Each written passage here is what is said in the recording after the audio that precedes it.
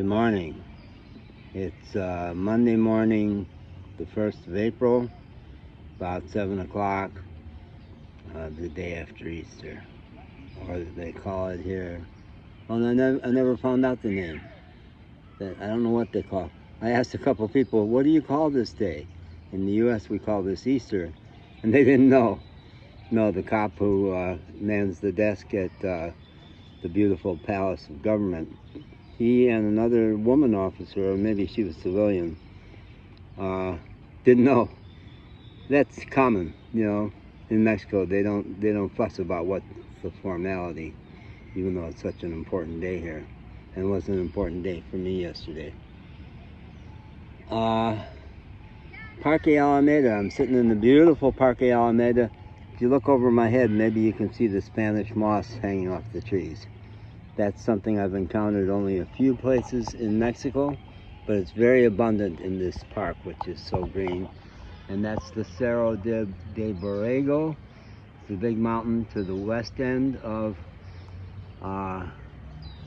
Orizaba, Mexico. And cable cars go, you can't see it from this angle. Cable cars go from the top of that mountain to down behind the Palace of Government. And there's a Zumba class happens. There's all manner of wonderful, vibrant life happens in this park. It's really, really a bustling park. Quieter during the week. It'll be quieter today. This town really gets busy on the weekends. It's one of the 30 official Mágico Pueblos in Mexico. Magical Pueblos. It's way up in the mountains. Strong indigenous influence. More indigenous people here than I've seen anywhere else. And they're so beautiful. Oh my God. A lot of them are Catholic these days, or maybe Pentecostal too. But a lot of them go to the big cathedral at the other end of Michael the Archangel. Is considered one of the most beautiful churches in all of Mexico, and it's stunning. So Zumba class happens every morning, except Sunday, at 8 o'clock here. So it's going to happen in about 50 minutes. And I was coming to it. I don't do exercise. I don't do dancercise. I dance. So I would stand in back. The teachers will be up there with their big bocinas, Bluetooth speakers, and it's maybe 60 to 100 women, mostly women, a handful of men. And I stand back here, or well, I end up all different kinds of places. But I'm a free-form dancer. And no, I don't want to do what everybody else is doing. So some people, I think, don't like me because I'm not doing what you're supposed to do. And other people, I think, I've gotten compliments on my dancing. I'm really pretty hot, honestly. And I think other people enjoy it or find it funny or interesting.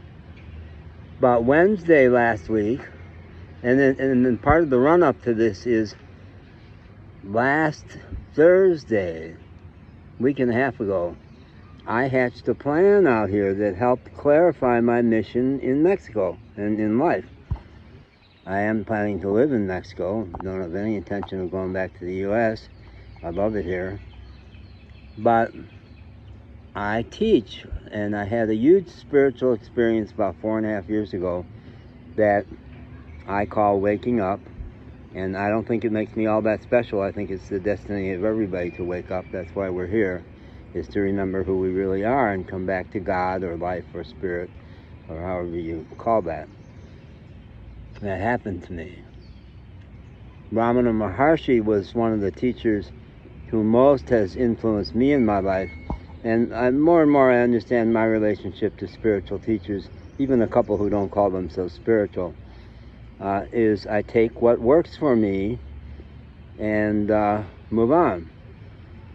So Ramana Maharshi was the last, when I got to Asheville, North Carolina in 2004, within the first week I went to a talk by Carlos Lopez, who's a teacher, not anymore, he has gone to Arunachala, was Ramana Maharshi's sacred mountain in India, and Carlos Lopez has retired from his practice of child psychiatry at Johns Hopkins, I think, in Boston, and retired from teaching Ramana Maharshi stuff, and he's just a holy man over there these days. But my first week in Asheville in September of '04, I kind of wandered into a talk that Carlos Lopez was giving, and he turned my life upside down and got me on the Maharshi path. Ramana Maharshi's been gone a long time. And when people would come to Ramana Maharshi and say, how do I become more spiritual? He'd say, no, that's not the right question. The question is, who are you? Get obsessed with that question. And I honestly have never really studied deeply his teaching, but I never heard him describe something that I say, which is that there's two levels to who are you. The first is that you're one with all things, you're a divine being. The second, though, is you still are a human personality with a human life, with a mission. There's ways you are meant to contribute to this world and make a difference and help other people. It may be through your art, it might be through your parenting, it might be through your teaching, your social service work. It's different for different people.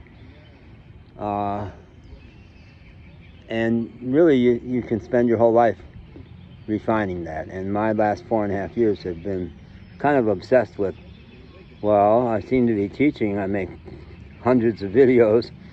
I had 1,000 followers on TikTok, but don't post there anymore because they don't have time to do that, and YouTube. And lots of people won't go to TikTok, but lots and lots of people go to YouTube. But they're not getting discovered enough. And also I'm a psychologist and management consultant, and I'm meant to intervene in people's lives in helpful ways, whether it's walking down the beach in Tejas, Texas, or what. I've evolved 2 products, being with Majo, which is I don't try to do anything, I just be me and encourage you to be you, and being in the water with Majo, helping people get back into the ocean, which is oceanic, you know. And I still think I'm meant to spend time in the Riviera Maya, way out at the end of the Yucatan Peninsula. But what has happened to me lately is that I want to spend half the year down in Veracruz, 2 hours from here, right at the ocean, but it gives me access to come back up to the mountains, which I need also, and Orizaba is beyond magical in my experience. So at that class I realized, oh, I've got enough Spanish now that I could teach 2 classes in the park. One on ecstatic dancing, which I have a lot of a background with. It's free-form improv dancing, which is not happening and quite different from Zumba. And the other is stress management, which was what I did my dissertation on. I know a lot about helping people release their trauma. So, all right, and I've already talked to the person in the Office of Culture at the City Hall, Palace of Government, and I showed up at class that day going, who here, because I'm going to print up handbills and stuff, who here might want to come to my class, which might start in the gazebo back there when it's small. That's kind of sweet, but maybe not. Maybe it'll just be here so people walking by can see it. So who here is ready to dance? And so as I was standing in the back dancing, I was going, of these 80 women, mostly, who's really dancing? Who might be interested in that? And then the class was over, and there were a cluster of people talking to the teacher down there, and they pass a little hat around, and you get propinas, you get tips. And there was a young woman, I branded her as 17. Her mom was in the cluster of women there, and she was up around those stairs over there, dancing, moving, walking, you know, bored, maybe trying to keep herself busy while she waited for her mom. And, but she was doing things that looked like Tai Chi, moving meditation that looked like ballet or modern dance. And I said, she's it. She and her mom maybe could come to this class. So I was sitting almost exactly here, maybe one down. and I snapped some pictures, which was the big mistake. I didn't know, should have known maybe, but did not know how serious they are in Mexico about not taking pictures of minors. I didn't even consider her to be a minor, but she must have been 15 without their parents' permission. And she apparently went to her mom and said, "That man's taking pictures of me." And the mom came up and read me the riot act. And I was trying to explain what I just said about why dancing, blah, blah. Oh, no, she didn't want to hear any of that, and she immediately called the police. And I waited for the police to arrive and had it all in my Google Translator, my story. And they knew, they understood. They immediately dropped their guard. There was like 5 of them with, oh, maybe there were more, with AK-47s and stuff. And they started out pretty serious, like, who is this perp? But they clearly dropped all that perp stuff. But she was so irate, and don't mess with a Latina. No, it's a trope in Mexico. They may not scream, they may not yell, they may not call names, but they, by God, will not back down. So they knew politically that there would be hell to pay if they did not somehow give her satisfaction. So they arrested me. I was surprised when they did that. I didn't expect it because clearly they knew I was not a bad guy. But no, they arrested me and took me down to jail.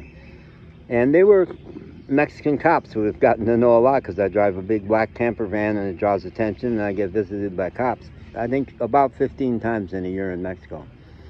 And mostly it goes well. I like Latino men a lot. They're funny and they don't take themselves serious overall.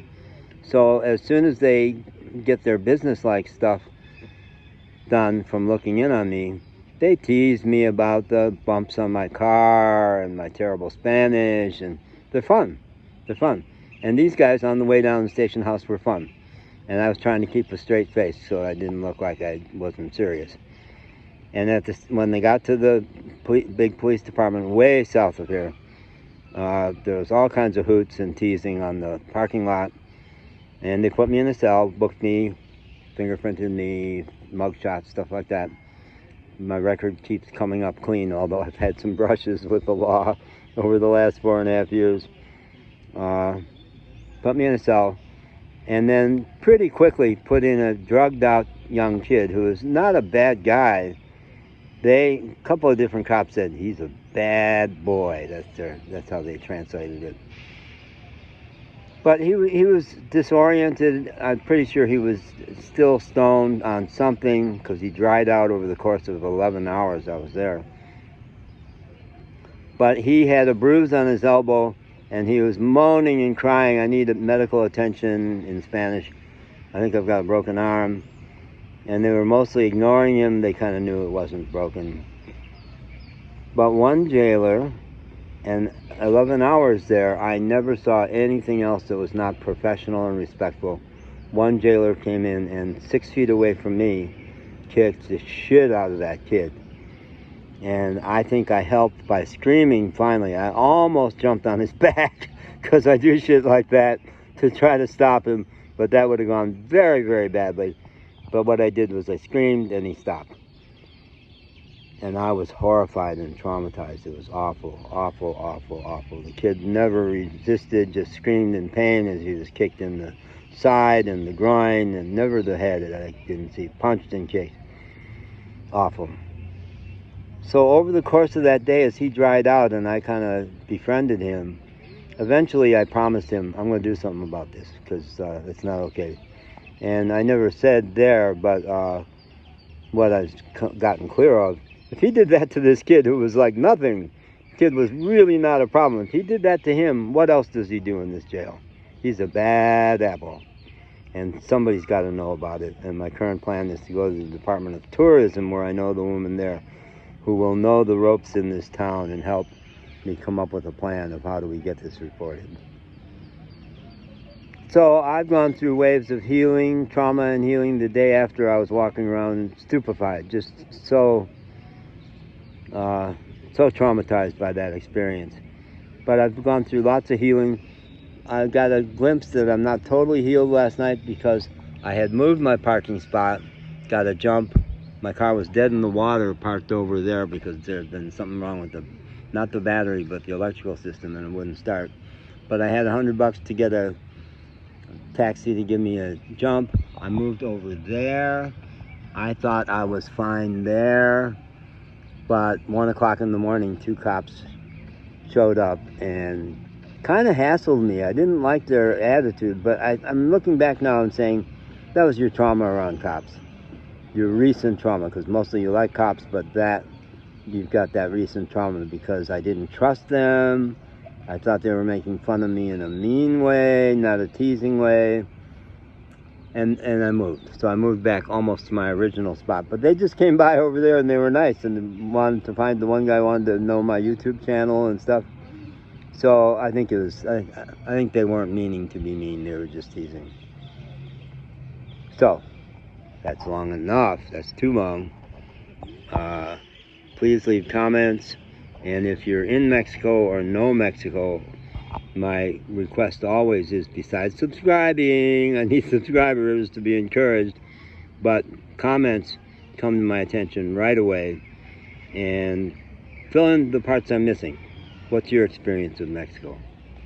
Okay, thanks a lot.